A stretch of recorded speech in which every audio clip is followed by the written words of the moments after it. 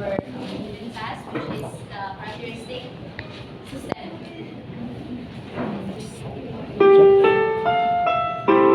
Ang programang ito ay rated as PG, the systemic play of Group A. Maaaring may magandang teacher, lungkutan, kaartehan, students, hamon at dulang kapupulutan ng mga aral.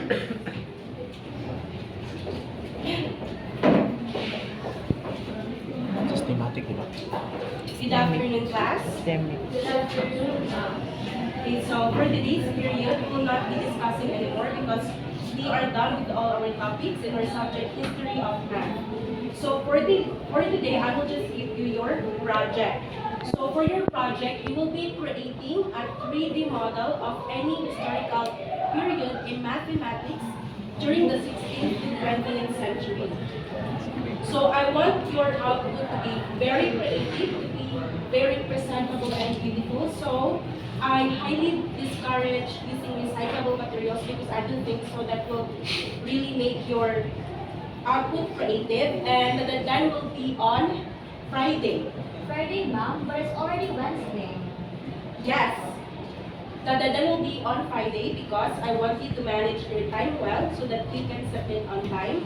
And I will not accept late submission. Are we clear? Okay, so that's all for today. Class dismissed. Ay, Zoom. Dr. Galindo gave her students an expensive project, causing them to worry about the cost required to create an output. The project was on Jenny's mind the whole day. Hey Janice! Hey Janice, where are you? Dinner's ready! Janice! Oh, there you are. You look miserable. What happened?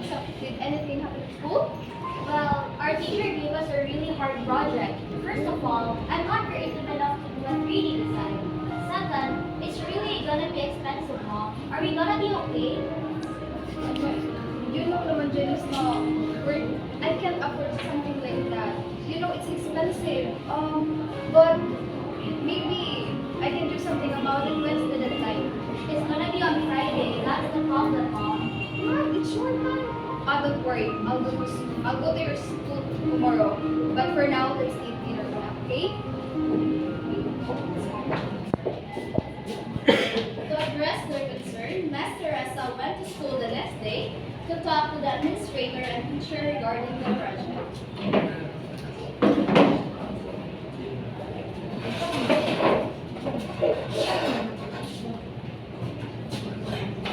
Hello, ma'am.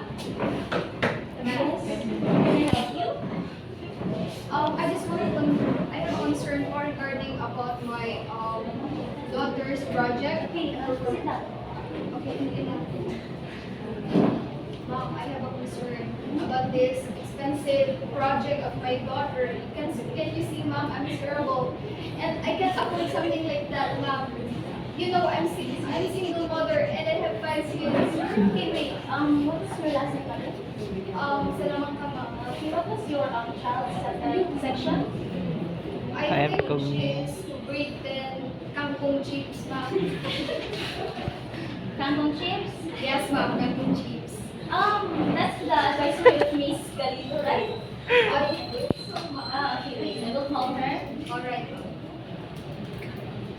Yes, Ma'am Galindo. Can you come to my office right now? Yes. Okay. Okay, I will wait.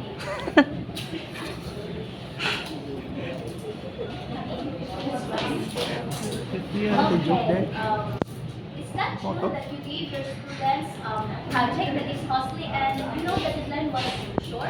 Is that true, Ma'am? Yes, ma'am, I did. Why? I mean, why did you consult me? I didn't consult you because I was in a rush of deciding on the project and I think you were busy and I wanted their output to be very creative and I wanted to enhance their time management skills. But Mom, that's cruel. You know naman, Mom, na we can't afford something like that. Please, Mom, please reconsider about your decision. Okay, ma'am, I will make considerations about their project. Thank you very much, Mom. Thank you very much. Okay, Thank you also, ma'am, for addressing my Okay, concern. no problem. You can go. Thank you very much. I'm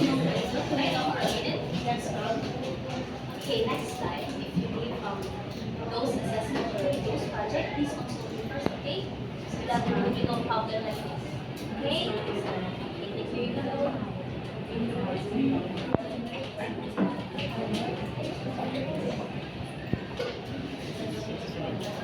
her way back to the classroom, Miss Galindo reflected on her actions and recognized her mistake.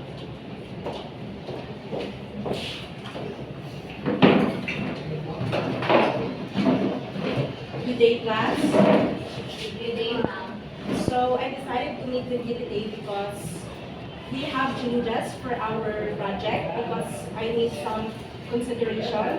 So for your project, you can create or present your project in 3 ways. So still you can create a 3D model and you can also compose a poem and a song. You can compose a song and write a poem that will really reflect our lessons in history of mathematics.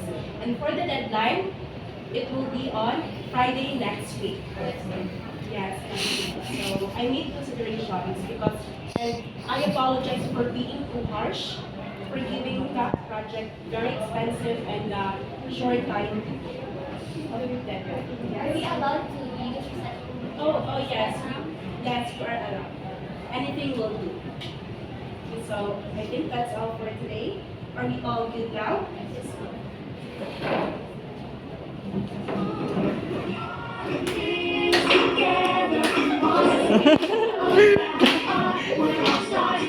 Final scene in the presentation highlights an inappropriate assessment, failing to account for the diverse circumstances of the students and neglecting adherence to the guidelines for effective and efficient assessment.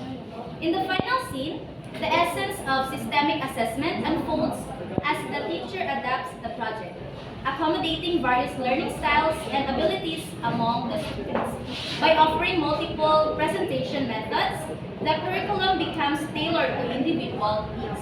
Moreover, the incorporation of parental feedback and stakeholder comments exemplifies a commitment to addressing concerns and fostering collaborative solutions. Ultimately, assessment should strive to be fair, comprehensive, and accessible across the dimension. Assessment should be balanced and inclusive of all students, constituents, and stakeholders, and designed to support improvement